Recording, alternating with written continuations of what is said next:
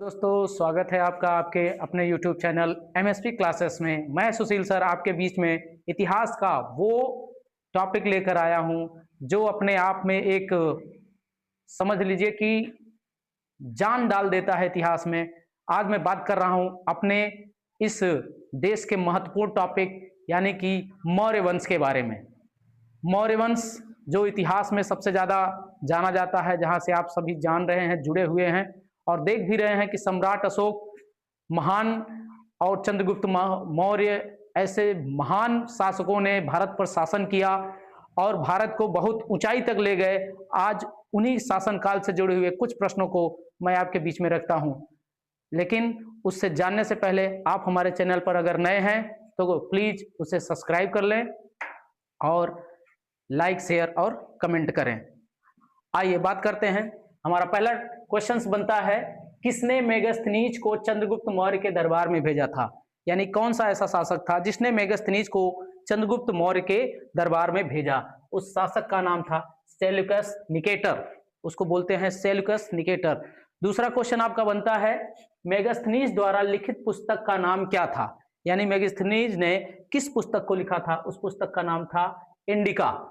इसी के बाद मौर्य सम्राट चंद्रगुप्त मौर्य ने किसे पराजित किया? यानी कि चंद्रगुप्त मौर्य ने किस शासक को पराजित किया? उसका नाम था सेल्यूकस निकेटर। अब बात करते हैं सबसे महान शासक सम्राट अशोक, जिन्हें हम प्रियदर्शी सम्राट अशोक के नाम से जानते हैं।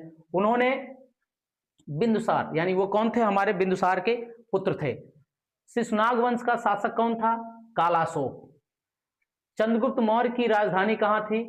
पाटलिपुत्र, जिसे आज हम पटना के नाम से जानते हैं। मौर्य वंश की स्थापना कब हुई? 322 ईसा पूर्व, यानी जीसस क्राइस्ट के जन्म से 322 ईसा पूर्व। उसके बाद पाटलिपुत्र की स्थापना कब हुई? 490 ईसा पूर्व। चंद्रगुप्त मौर्य ने किस राजवंश को उखाड़कर मौर्य वंश की स्थापना की? उसका नाम था नंद वंश। चंद्रगुप्त के प्रधानमंत्री कौन थे?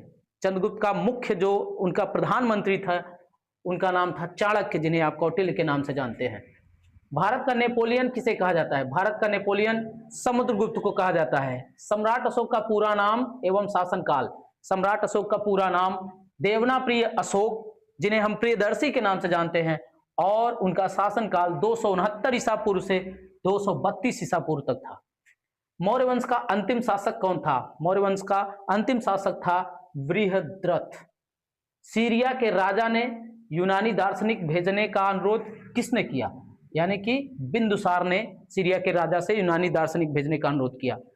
अशोक के प्रमुख शिलालेखों में, यानी कि उन्होंने कई शिलालेख लिखवाए थे, जिसमें से किसमें धम्म के सिद्धांतों का वर्णन किया गया? वो 11वां शिलालेख था। आगे से अगला क्वेश्चन है, सम्राट अशोक सिंहासन कब बैठे? सम्राट अशोक सिंहासन पर कब बैठे? 268 ईसा पूर्व। कलिंग पर विजय सम्राट अशोक ने कब प्राप्त किया? यानी कि कलिंग युद्ध जो था वह इतिहास का बहुत ही इंपॉर्टेंट युद्ध था, जिसमें सम्राट अशोक 261 ईसा पूर्व पर उस पर विजय प्राप्त किया। कलिंग के युद्ध का वर्णन किस शिलालेख में है?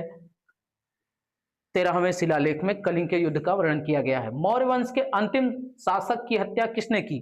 मौर्य वंश का जो अंतिम शासक यानी कि बृहदत्त मौर्य थे, उनका जो शासनकाल समाप्त करने के लिए उनकी हत्या पुष्पमित्र ने की थी। पुष्पमित्र संगु ने की थी। और सम्राट अशोक अपने पुत्र और पुत्री, यानी कि पुत्र महेंद्र और पुत्री संघमित्रा को धम्म का प्रचार प्रसार करने के लिए श्रीलंका भेजा था।